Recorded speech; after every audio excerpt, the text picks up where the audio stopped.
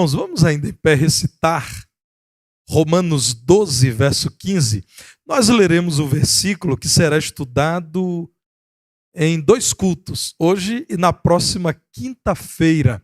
Hoje, a primeira parte, quinta-feira, se Deus permitir, quinta-feira próxima, a segunda parte. Vamos ler juntos? Alegrai-vos com os que se alegram e chorai com os que choram. Todos nós memorizamos, agora nós vamos tirar a projeção do texto para dizermos isso uns aos outros. Então você poderá agora dizer a quem está perto de você: alegrai-vos com os que se alegram e chorai com os que choram. Parabéns pela boa memória dos irmãos. Podem sentar.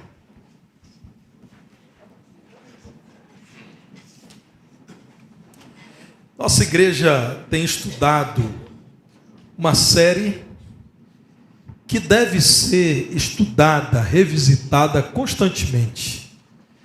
Há certos ensinos, irmãos, que na família precisam ser relembrados constantemente. Quando o menino é muito pequeno, nós precisamos relembrar o tempo todo que ele precisa escovar os dentes, algumas vezes ao longo do dia. Quando adultos, muitos de nós precisamos colocar um alarme no smartphone, num despertador, por conta daquela medicação que precisamos tomar todos os dias em determinado horário. Na igreja, irmãos, há certos temas que devem ser relembrados constantemente. Um desses é a mutualidade. São aqueles mandamentos que dizem respeito à nossa vida em comunhão, aos relacionamentos na igreja. Esse não é um tema de importância menor na palavra de Deus. Vejam como a palavra de Deus insistentemente diz às igrejas do Novo Testamento da importância de nos amarmos. Aliás, tudo aquilo que trataremos aqui nessa noite é uma consequência daquilo que está no verso 10 desse capítulo 12. O Senhor inspirou Paulo para dizer aos crentes que viviam em Roma o seguinte: amai-vos cordialmente uns aos outros com amor fraternal, preferindo-vos em honra uns aos outros. Amem-se. O grande mandamento mútuo. Amem-se de modo cordial, com amor que marca a fraternidade cristã, a vida dos irmãos em Cristo. Prefiram sempre priorizar a necessidade do irmão. Valorizem sempre aquilo que é valorizado por seu irmão. Deus inspirou Paulo a escrever isso num contexto em que muitas escolas filosóficas popularizar o ensino de que pessoas equilibradas, pessoas iluminadas ou evoluídas, não se deixavam abater com o abatimento do outro e não se empolgavam com a grande alegria do outro. Em nossos dias, irmãos, dificilmente encontraríamos alguém dizendo isso, mas nos dias de Paulo, havia muita gente dizendo: olha, só os imaturos, só os frágeis, só os despreparados para a vida é que começam a chorar quando vem alguém chorando. Igualmente celebram a alegria do outro como se fosse a sua própria alegria. Equilíbrio, diziam essas escolas filosóficas, é conseguir manter-se indiferente a essas cargas emocionais dos outros. Paulo é usado por Deus para dizer: não, não é assim que Deus espera que vivamos. Este mandamento, chorar com os que choram e alegrar-se com os que se alegram, é um mandamento para os regenerados em Cristo, porque o mundo muitas vezes rejeita esse compromisso. É um desdobramento do grande mandamento, alegrar-se com aquele que se alegra, e sobre isso quero falar. Crisóstomo, irmãos, escreveu acerca desse texto, ou acerca desta primeira declaração do versículo, e eu quero compartilhar com os irmãos aquilo que ele escreveu, porque entendo que tem muito valor para nós. Mas é preciso, muito mais da têmpera cristã elevada, regozijar-se com os que se regozijam, do que chorar com os que choram. Porque este último caso, chorar com os que choram, se cumpre perfeitamente até na própria natureza, já que não existe alguém tão endurecido que não chore por aqueles que sofrem calamidade. Mas aquela primeira atitude, alegrar-se com os que se alegram, aquela primeira atitude da alegria, requer uma alma realmente nobre, que não somente a impeça de cair na inveja, mas que também a faça sentir prazer com a pessoa que obtém sucesso. Por essa razão é que lhe damos o primeiro lugar, pois não existe coisa alguma que confirme tanto ao amor como a participação na alegria e na dor alheias. O que é que Crisóstomo está dizendo? A Bíblia acerta ao dizer primeiramente, alegrem-se com os que se alegram. Porque ao contrário do que muita gente pensa, não é tão natural assim ao coração humano alegrar-se com a alegria do outro. O homem, irmãos, é tentado a invejar o outro, a se entristecer com a alegria do outro, ao ver alguém que prosperou do ponto de vista econômico e invejar e não conseguir se alegrar. Ao ver um outro que cresceu na carreira profissional e ao invés de celebrar, lamentar, por que não eu? Meus irmãos, Crisóstomo diz que uma demonstração maior de amor do que chorar com quem chora é alegrar-se com aquele que se alegra. Eu concordo com ele. E a palavra de Deus nos ensina que devemos nos esforçar na dependência do Senhor para praticarmos na vida da igreja este mandamento. Alegrem-se com aqueles que se alegram. Como você fará isso? Primeiro, você pode colocar-se no lugar do seu irmão. Nós devemos sempre nos adaptar uns aos outros na igreja, vencendo o egoísmo. Colocar-se no lugar do irmão é pensar no outro e não apenas em si mesmo. Colocar-se no lugar do irmão é orar ao Senhor para que te livre da inveja. Meus irmãos, este é um sentimento carnal, essa é uma obra da carne. O inimigo de Deus e o nosso inimigo Satanás invejou o seu Criador. Ele inveja a comunhão que temos com o nosso Deus, motivada por amor. Portanto, a origem da inveja é má. Nós devemos clamar ao Senhor para que nos livre da inveja. Precisamos ser humildes, a ponto de dizer: o irmão é superior a mim. O irmão é mais capaz do que eu. O meu irmão precisa de maior atenção do que eu preciso. Mas isso deve ser feito com honestidade, não com falsidade.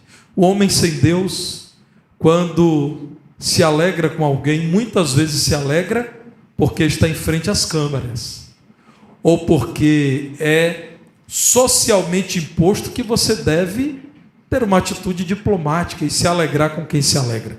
Mas muitas vezes em seu coração está, na verdade, chateado com a prosperidade do outro, com a alegria do outro, com a vitória do outro. Devemos nos esforçar por nos alegrarmos de modo honesto. Paulo diz, aí mesmo em Romanos 12, no verso 9, que o amor entre irmãos, o amor cristão, deve ser manifesto sem hipocrisia. A Bíblia não se engana, irmãos.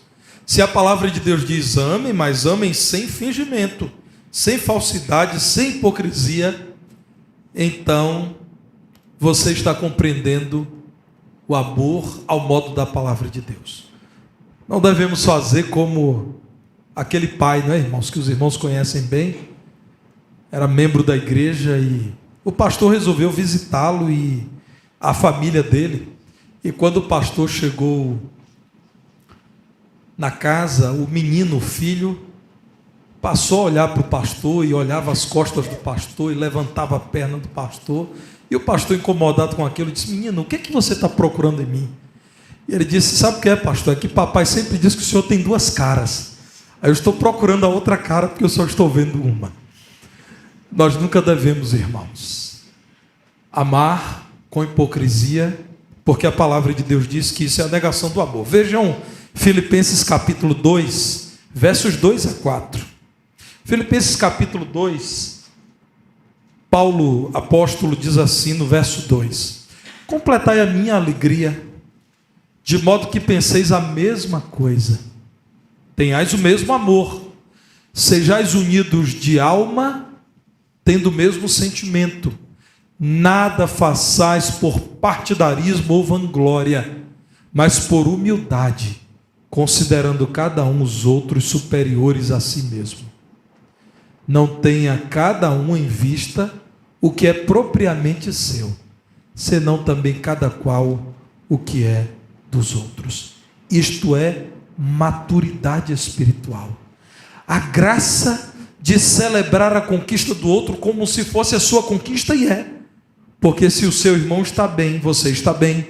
Se o seu irmão venceu, você venceu. Se o seu irmão foi abençoado, a bênção é sua. Isto é sinal de maturidade espiritual, de um coração preenchido pela graça de Deus. E o nosso Deus, irmãos, se alegra com a nossa alegria. Eu conheci um irmão, já está com Cristo na glória, que era proprietário de uma rede de lojas. E era um homem com muitos recursos financeiros. Em sua casa havia alguns veículos muito caros. Mas eu vi quando ele se alegrou com um irmão dele, que com a ajuda da família adquiriu um veículo muito simples. Eu vi alegria genuína.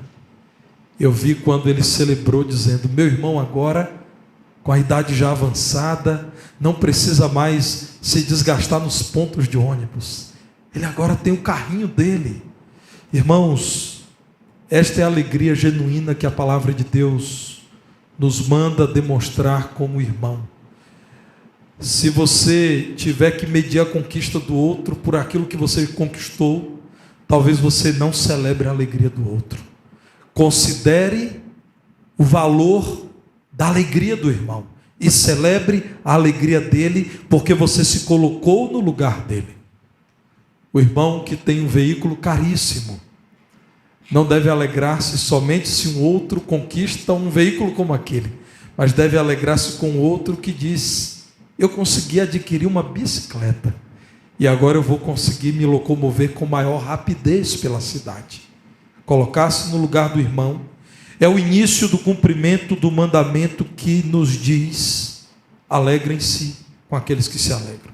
Em segundo lugar, além de colocar-se no lugar do irmão, você pode entusiasmá-lo. Vejam o verso 14, o verso anterior àquele que destacamos no início, quando o apóstolo Paulo desafia os crentes de Roma: abençoai os que vos perseguem, abençoai e não amaldiçoeis. Aqueles crentes, irmãos, por serem crentes, viviam sob perseguição intensa. Essas perseguições poderiam gerar corações áridos, pessoas que esqueceram do valor do outro, porque o outro normalmente era o perseguidor. A palavra de Deus diz que devemos nos alegrar com aqueles que se alegram, e isso podemos fazer entusiasmando os irmãos. Como podemos entusiasmar alguém? Com palavras agradáveis. Não são palavras falsas, palavras agradáveis. Não há alguém que não tenha virtudes. Escolha valorizar as virtudes do seu irmão. Faça isso. O poder do elogio, irmãos. O poder de um coração cheio de amor, que é traduzido pelo elogio. Elogie mesmo. O irmão tocou no culto, e olha que eles tocaram muito bem hoje mais uma vez. Ao final do culto, diga: meu irmão, sem vocês tocando hoje, não teria sido tão bonito o momento de cânticos. A Alessandra tocou muito bem. Eu estava ali, de repente eu olhei: deixa eu ver quem está no piano. Era a Alessandra. Parabéns, minha irmã. Meus irmãos, é aquele outro irmão que você percebe, chegou à igreja elegante, bonito, elogio, olha que elegância, gostei de ver. Não precisa todo mundo me dizer isso no final do culto não, tá, irmãos? Basta que um só diga. Mas também, irmãos, quando alguém lembrou-se de você, e ao lembrar de você te fez bem, elogie e diga, olha, não pare de fazer isso, envie esta mensagem para outras pessoas. Nós podemos entusiasmar alguém com palavras agradáveis, falando das virtudes, destacando as qualidades, realçando aquilo que o irmão tem feito e que é bom. Você pode também entusiasmar o irmão com atos de gentileza. Seja gentil, ouça, valorize o que o outro está dizendo. Não ouça de modo protocolar. Uma demonstração de amor por alguém é parar, olhar para essa pessoa e ouvi-la. É prestar atenção. É não desviar o olhar. É demonstrar com a sua gentileza que você valoriza sim aquilo que o outro está te dizendo. É uma das piores experiências, a meu ver, na conversa com alguém, é quando você conversa com alguém, você está falando algo e a pessoa de repente olha para o céu e começa a comentar outra coisa. Isso transmite o seu descaso com esse alguém. Entusiasme o outro agradecendo a Deus pela vida dele, por aquilo que ele tem, por aquilo que ele faz, por aquilo que ele é. Faça isso. Irmãos, há pessoas que já se esqueceram do valor de ter pernas e mãos, pernas e braços. Há pessoas que já se esqueceram da alegria de poderem ter o pão de cada dia sobre a mesa. Há pessoas que já esqueceram da maravilha que é poder fazer parte de uma igreja como esta.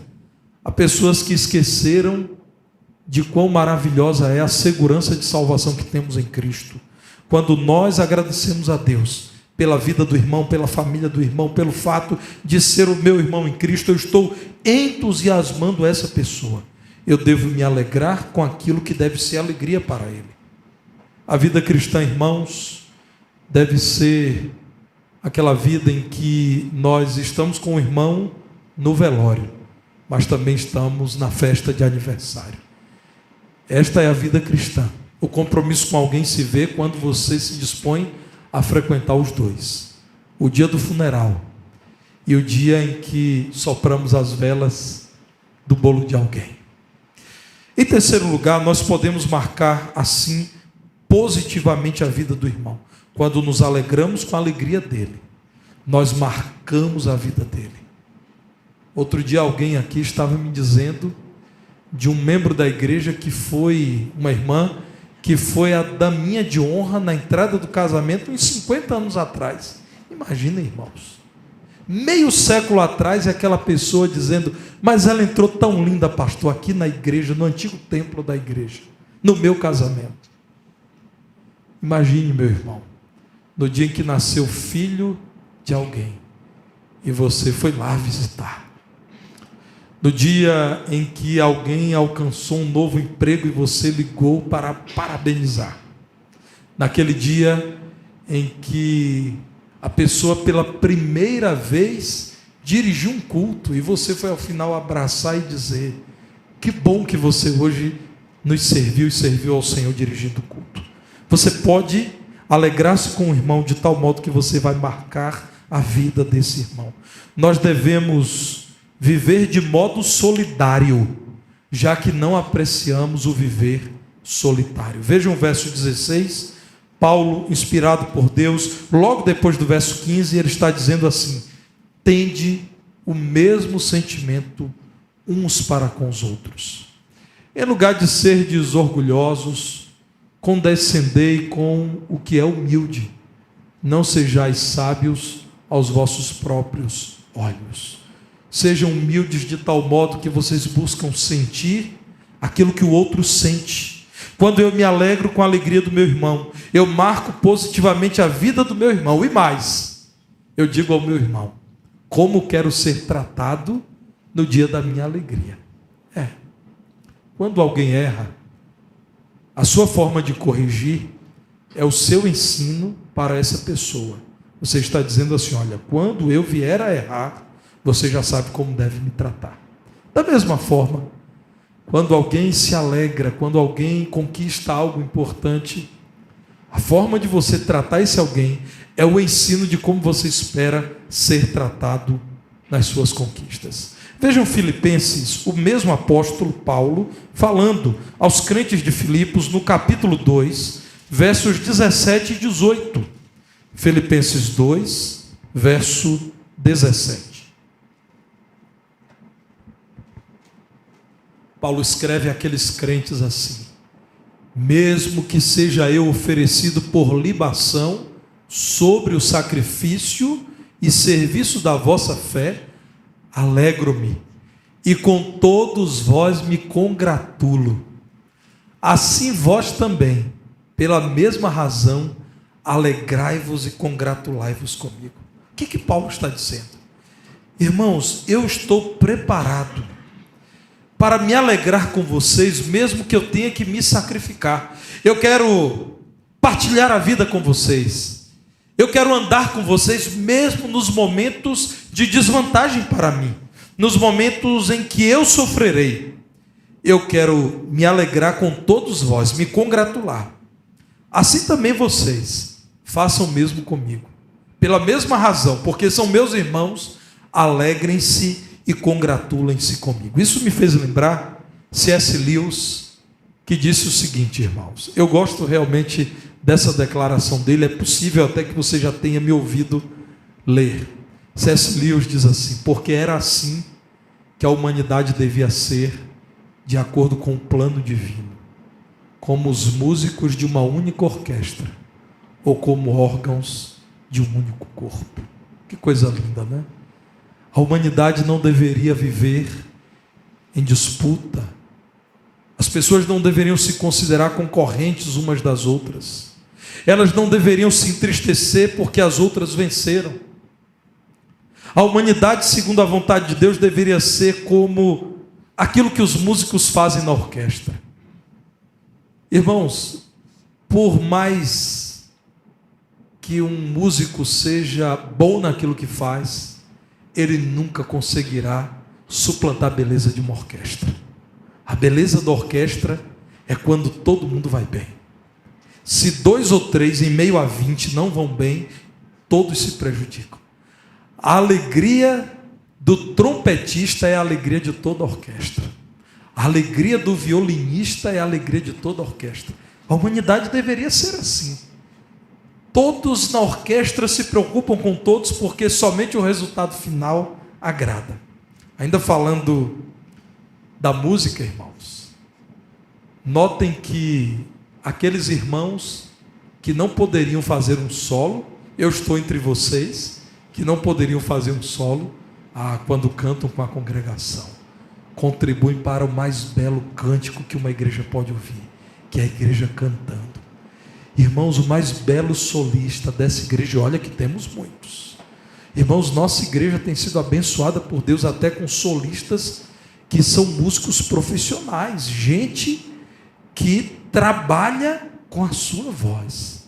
Mas nenhum solista dessa igreja encanta mais do que essa igreja inteira cantando. Aí todo mundo canta bonito. Não tem desafinado quando a congregação canta. E o coral? Quando o coral canta, os coros da igreja cantam, como é belo, como é harmonioso. Meus irmãos, a humanidade deveria viver assim, como os músicos de uma única orquestra, ou como os cantores de um único coral. C.S. Lewis então diz, ou como os órgãos de um único corpo. Imagine o seu olho chateado, porque acha que a boca sente todo o sabor do alimento, e ele, olho, não tem o privilégio de receber o alimento. Imagine o seu intestino brigando com o seu pulmão e dizendo: não, eu não quero receber aquilo que muitas vezes eu tenho que expulsar do corpo, eu quero receber o ar que o pulmão recebe. Não, irmãos, nosso corpo vai bem quando os órgãos vão bem. Uma visão sistêmica do corpo. Assim deve ser a vida na igreja. Se o meu irmão se alegra, eu me alegro, e isso marcará a vida do meu irmão. É mandamento não apenas nos alegrarmos no Senhor, e nós já sabemos disso, que devemos nos alegrar na vontade do Senhor, nos planos do Senhor, com a graça do Senhor. Mas é mandamento também que devemos nos alegrar com os nossos irmãos. Isso permitirá que essa igreja prove de crescimento mútuo. Permitirá que essa igreja dê bom testemunho ao mundo. Não é uma mensagem para gente que não tem o Espírito de Deus, irmãos. Isso é mensagem para crente. É para quem já teve o seu coração inundado pelo amor de Deus. Se formos capazes, e nós somos, de nos alegrarmos com a alegria dos irmãos, nós impressionaremos o mundo perdido, que dirá: há algo muito diferente naquele lugar, que eu preciso, a capacidade de me alegrar com a alegria do irmão. Deus nos ajude a praticar esse mandamento. Na próxima semana, se Deus permitir, eu quero te falar sobre a segunda parte. Chorai com os que choram. Não como aqueles profissionais do choro da antiguidade, Paulo os conhecia, que eram contratados para chorar nos funerais, mas como quem sente profundamente a dor do irmão. Quem sabe que chorar com quem chora é ser usado por Deus para marcar espiritualmente a vida do irmão. Deus, pois, nos ajude a nos alegrarmos com aqueles que se alegram. Vamos orar? Quero convidar você a orar, colocando diante do Senhor, meu irmão, com toda honestidade, o seu coração. Investigue as paredes do seu coração. Será que existe inveja? Peça a Deus que te livre disso, meu irmão. Se você já notou que tem sido invejoso e tem sido muito difícil para você vencer esse mau sentimento, peça a Deus que com poder te leve à vitória sobre a inveja. Se você é egoísta, se você pensa em si mesmo e apenas em si mesmo, coloque isso diante de Deus, crendo que Ele é poderoso para te levar a vencer o egoísmo. Talvez você seja orgulhoso, prepotente, insensível com outro. Irmãos, não há nada na vida do crente que não seja importante para o Senhor nosso Deus. Se você, diante de Deus, reconhece que são lutas que você enfrenta no relacionamento com o outro, que quando você percebe que o outro fez algo maravilhoso, venceu na vida, conquistou algo extraordinário, no fundo você se entristece. Meu irmão, ore por isso. Não se permita conviver com esse sentimento que não é para você.